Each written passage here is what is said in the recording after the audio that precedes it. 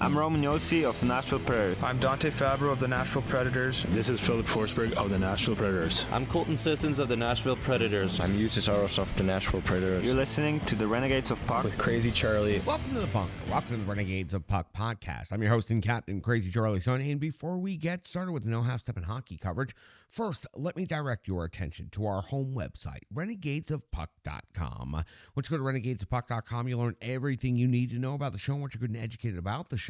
That's where you click on that merchandise tab. It can take you straight to our classic logo t-shirt, our Pride logo t-shirt, all of our different special event t-shirts, and so much more. All the gimmicks you come to know and love and expect from Renegades of Puck are all still available in our online store. Whether that is socks, throw pillows, wall art, bed sets, makes no difference to the Renegades of Puck. Something like 88 different items in our online store. Best said, we've sold out so that you can buy in. Social media is of critical importance to this independent hockey operation, so here's how you can jump in the trenches with the Renegades of Puck. You can find us on X and Threads. You can also find us on Facebook and Instagram. We're still on TikTok, as long as that's still a thing and exists. So please check us out. Doesn't cost you a thing. It doesn't take you but a second, but it sure goes a long way to helping the Renegades of Puck. YouTube, that is what we are pushing the hardest right now. So we would please appreciate if you would subscribe to our YouTube channel. If you jump in the trenches there on our YouTube channel, you'll find the latest episodes of the podcast. You'll also find all of our different easy-to-utilize playlist, game recaps, previews, and entire season's worth of material to go back and check out from this current season. All right there, easy to find, easy to use on our YouTube channel. And every podcast in the world is going to have a video component, or else it is going to go extinct. So we have to make sure we build up the video component of things before we get back to focusing on the audio portion of things. So again, that is on YouTube. Please subscribe to the channel. Click on the notification button today. Venmo, that's how you can support the show financially. Scan the QR code that is currently on your screen, or just go to Venmo and search Renegades of Puck. Every dollar goes a long way to helping the Renegades of Puck, so we sure would appreciate if you could spare a couple to send over our direction. Working on a couple of projects for the Renegades of Puck Hockey Club, also working on a couple of other things here at the Bunker. So again, if you can spare a dollar, it will go directly to helping your local Renegades. Scan that QR code right now to make a donation to the Renegades of Puck. Now listen, I know it is time for the No Half Step in Hockey coverage, so let me deliver the goods. It is time for operation number 904. That is right. It is time for show number 904. And at this moment in hockey history, the season has come to its conclusion. The Nashville Predators, after 82 games skated this season, have finished fourth in the Central Division. With a record of 47-30-5, 99 points, found the Nashville Predators 6 points shy of the Colorado Avalanche for third place, and 8 points ahead of the St. Louis Blues for fifth place. So the Preds finished in a bit of a bubble there in fourth place, maintaining that position in the Central Division for the last couple of weeks of the season. The Nashville Predators finished the season with a home record of 23-16-2, a road record of 24-14-3. Both of those impressive.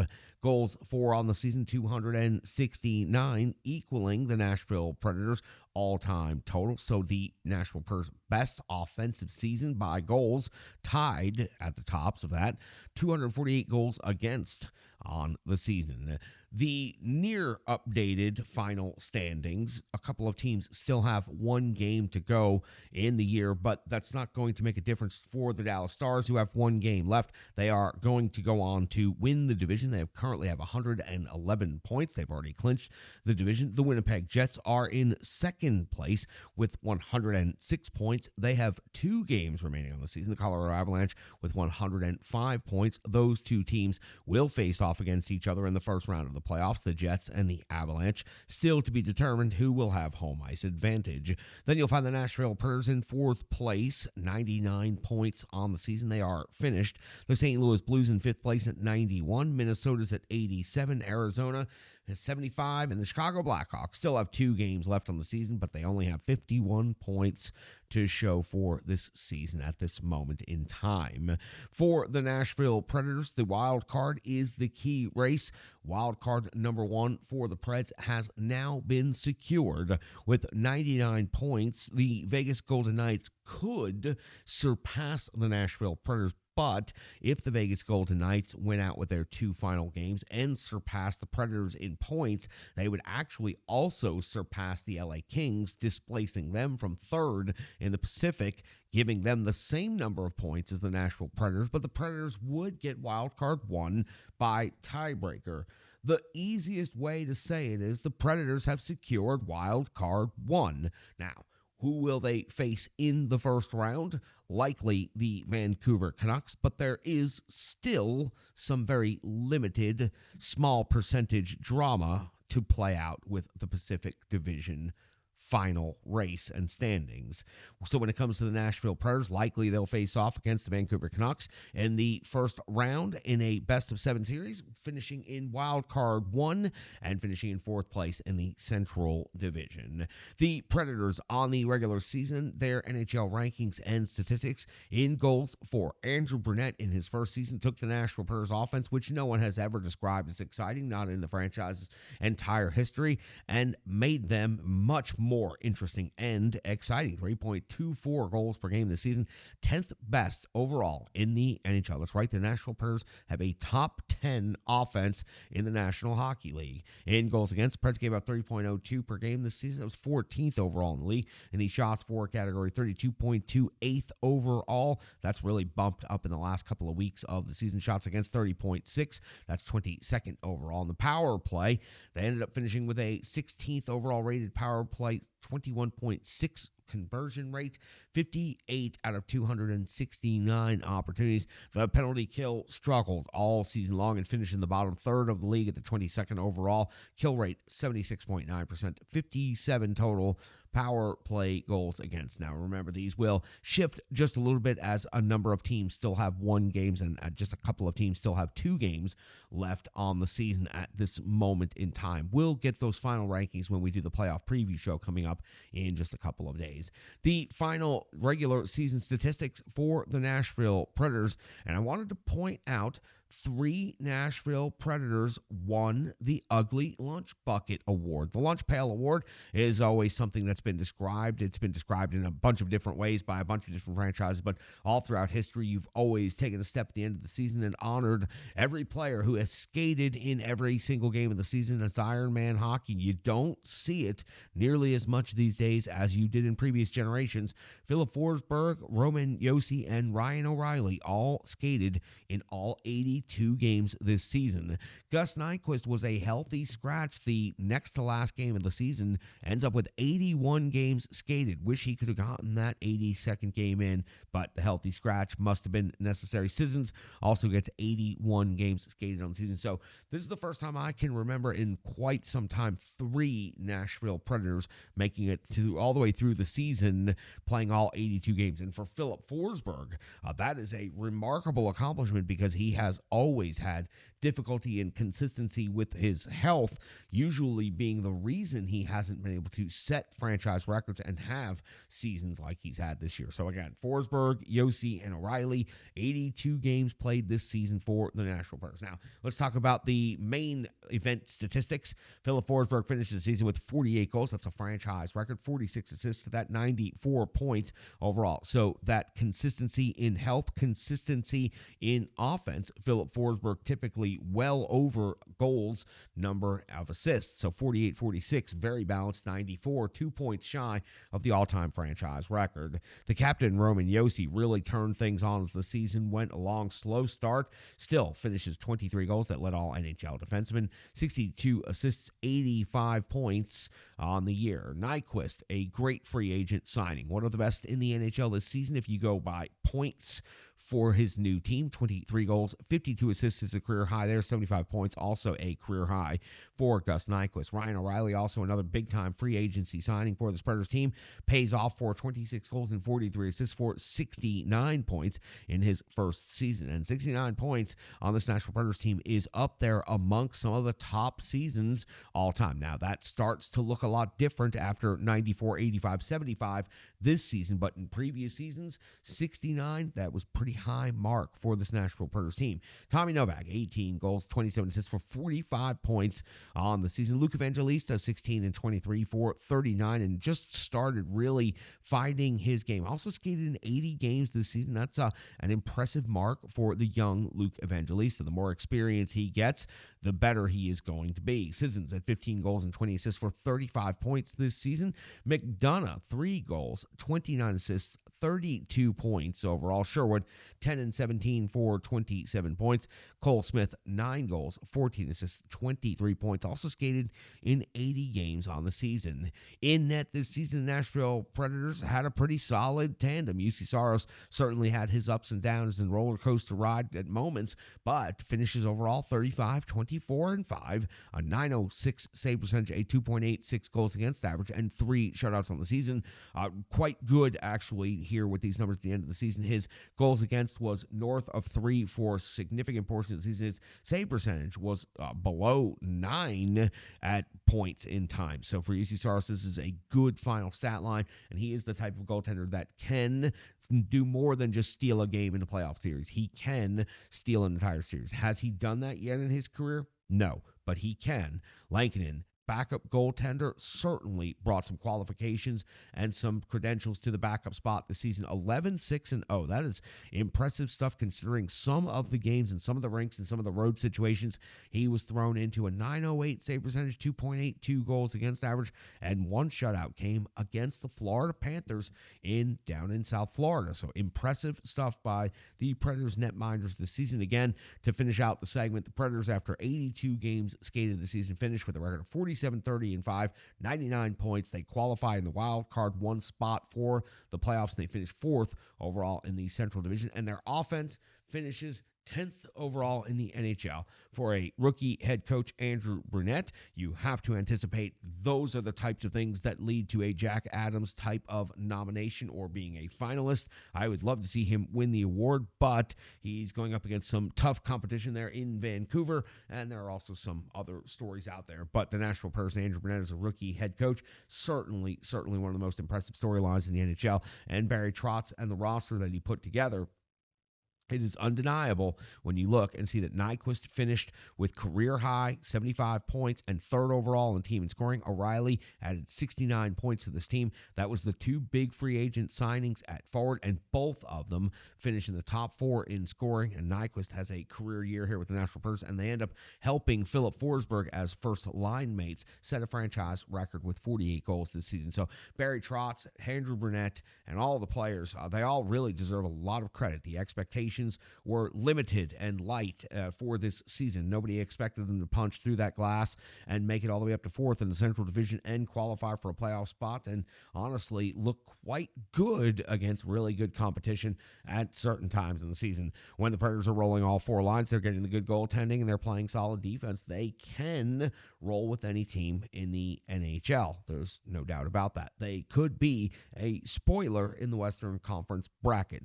We'll see how things play out. We'll get the matchup, we'll get the schedule, and we'll get a full preview of the series coming up here in the next couple of days. That's going to do it for the first segment of the show. We got to go back and talk about the Predators' last game of the regular season. It was in Pittsburgh. It was against the Penguins. It's called the Rebirth Sports Full Game Recap, and we're going to that right after this. Hockey players are as unique as the game itself, and your uniform should be tailored to fit you. Rebirth Sports is your sports apparel tailor. From shells, bags, warm-ups, hats, hoodies, branding, and more, let Rebirth Sports be your custom hockey tailor. And don't forget to tell them they do more than just hockey. Rebirth Sports on Facebook, Twitter, and Instagram. Rebirth Sport, a match made in hockey.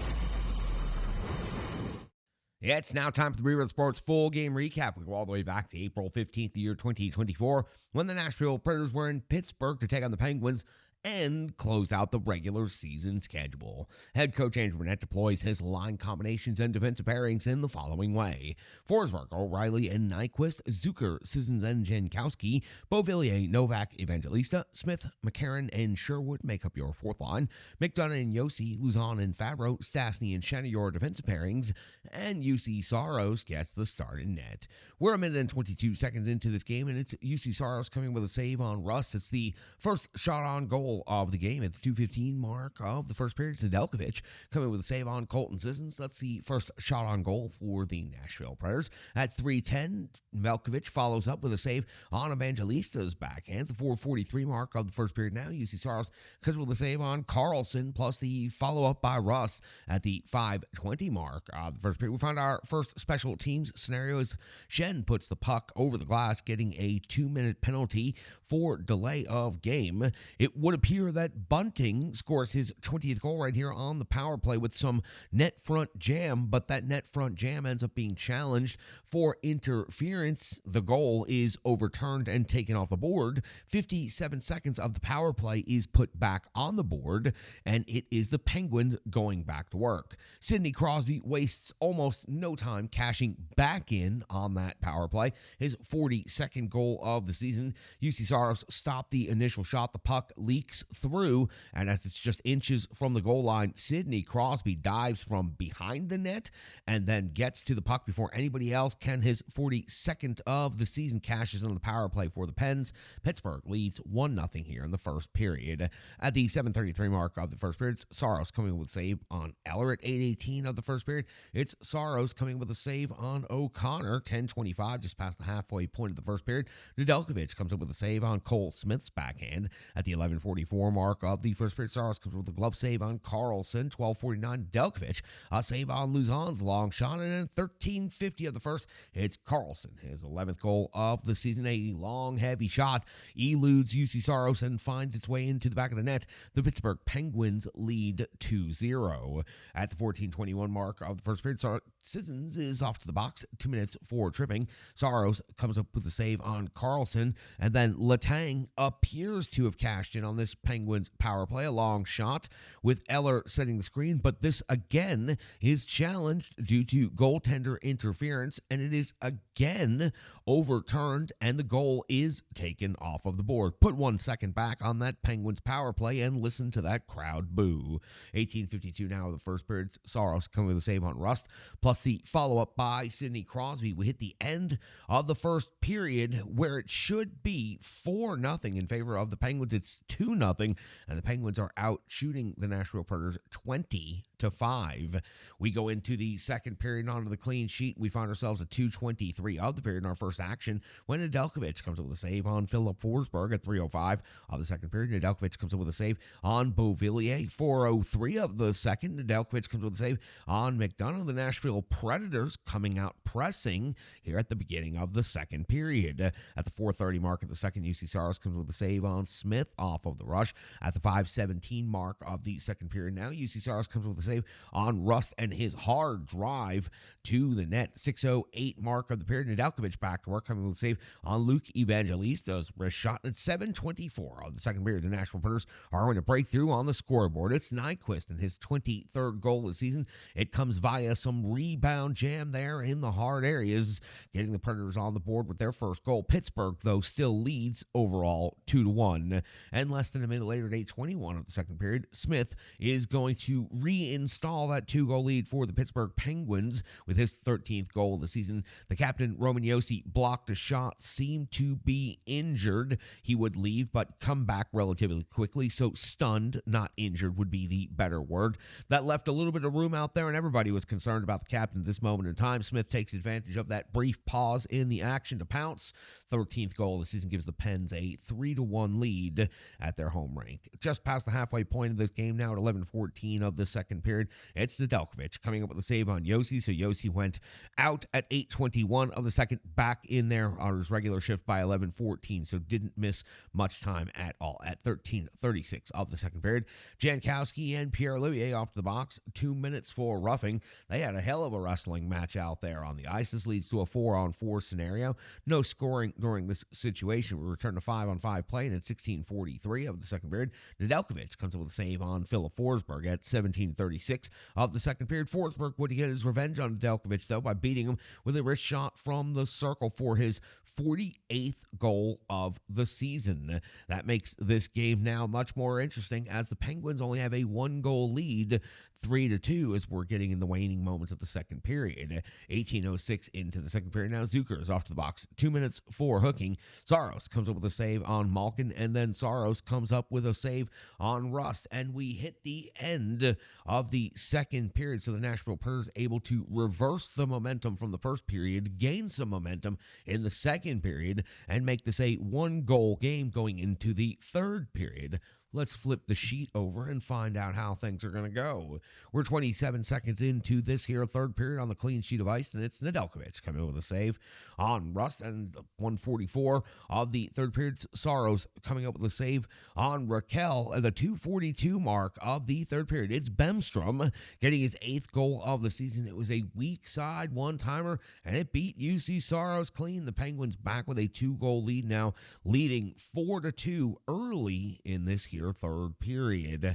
At the 3:08 mark of the third period, UC Saros coming up with a save on Sidney Crosby. 5:21 of the third, Nedeljkovic comes up with a save on the captain, Roman Josi. 6:24, Nedeljkovic is back to work. He comes up with a save on Luzon on the wraparound, plus the rebound follow-up by Sissons. This led to a bit of a scramble, but it was Nedeljkovic able to hold the line and not give up a goal in this situation. Now at the 6:31 mark, kind of a benign moment in the game, Zucker gets pointed to on the bench and said to go over to the box. He receives a 10-minute misconduct for abuse of official. We wouldn't get that notation on the conduct until quite a bit later. Again, it was a very quiet moment in the game, and nobody really indicated what had happened, and nobody really caught on the broadcast what had happened either. So at 6:31, Zucker off to the box, 10-minute misconduct.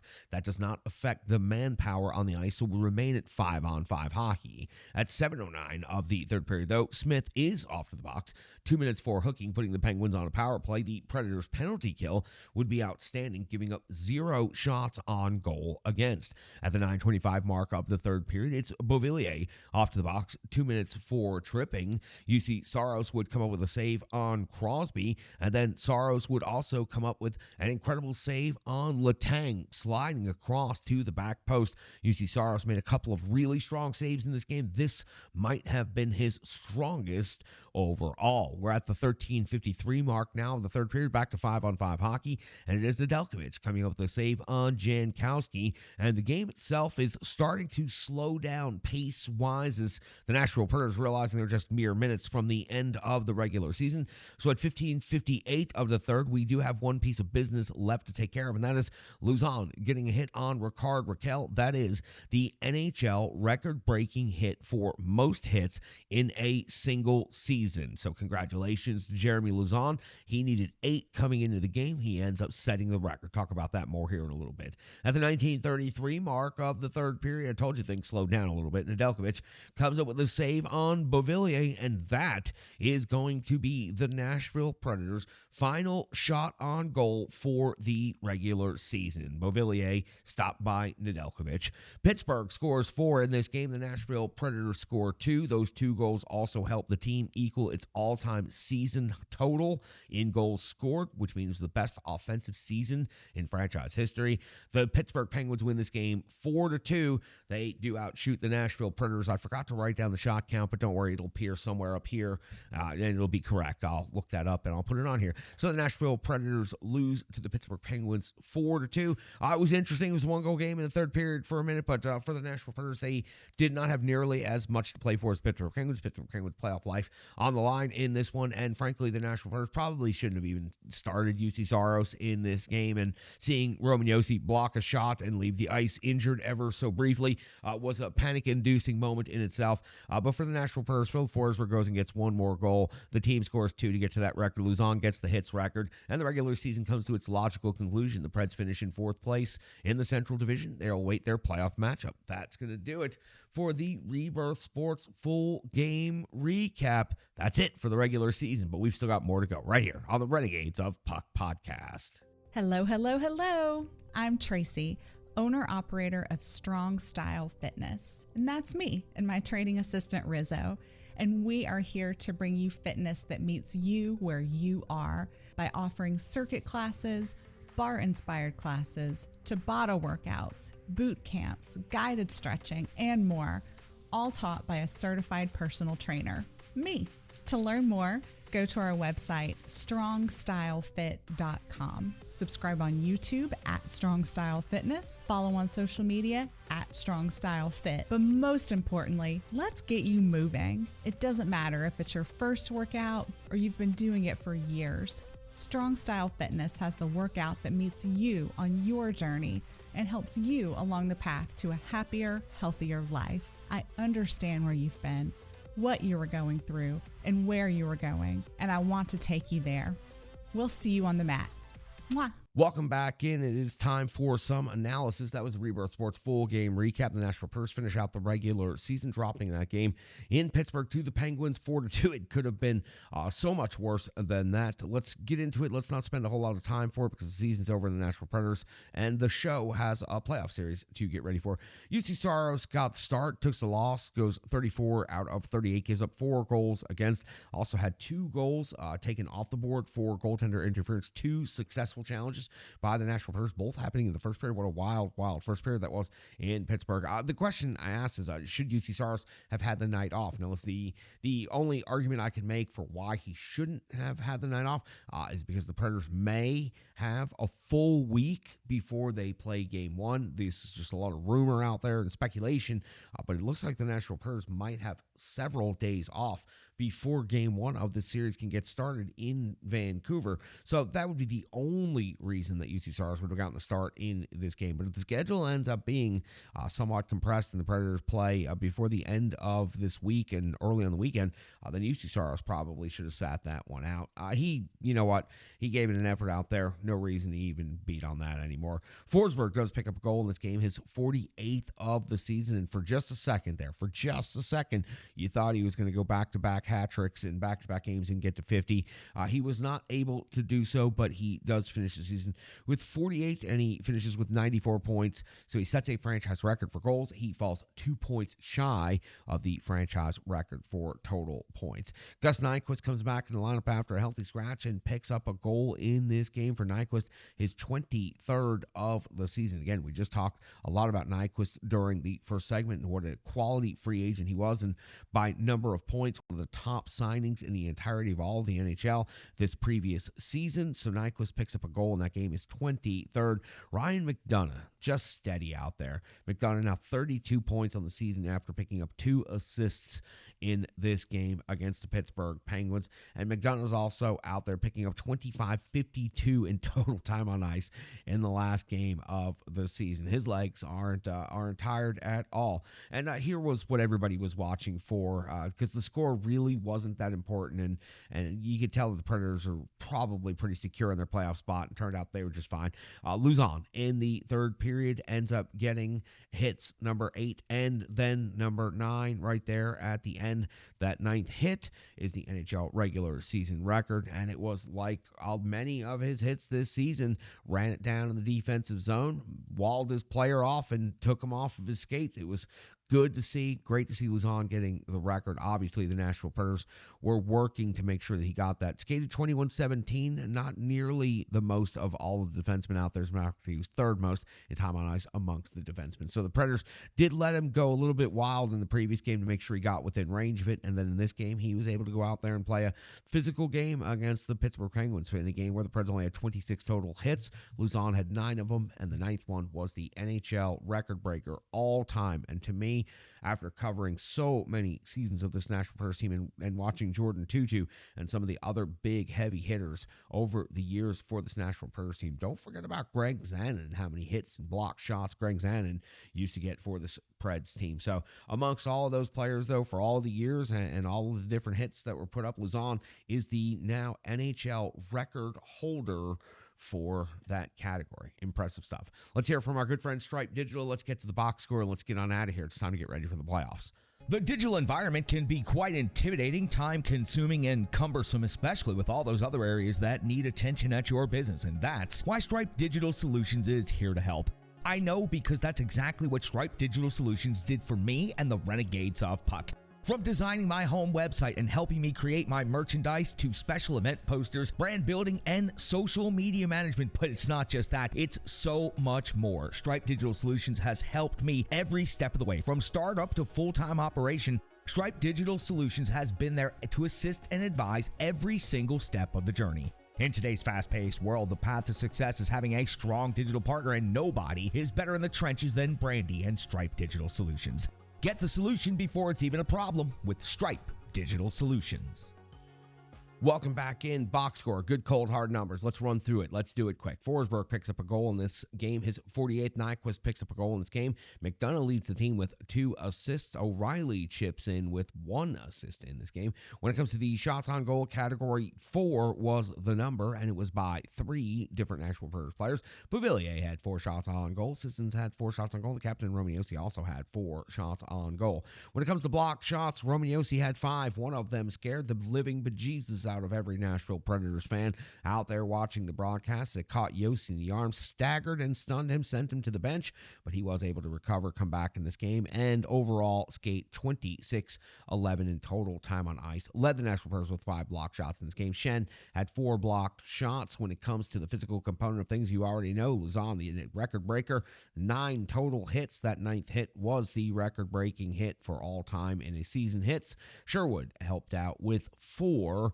along the way. When it comes to time on ice, leaders for your forwards, it was O'Reilly, 22:54. Again, those legs aren't getting tired at all. Forsberg at 19:25, and the Nyquist at 18:55. Your defensemen, 3 of them well north of 20 minutes, including Yossi's 26:11, McDonough's 25:52, and Luzon's 21:17. Schenn got the least amount of time amongst all defensemen at 13:28. Nashville Predators power play was 0 for 1 in this game. Their PK was 3 for 4. Their face-off winning percentage was 40. 26 hits, 20 block shots, 4 takeaways, and 4 giveaways. That's going to do it for the box score on this one. You know what?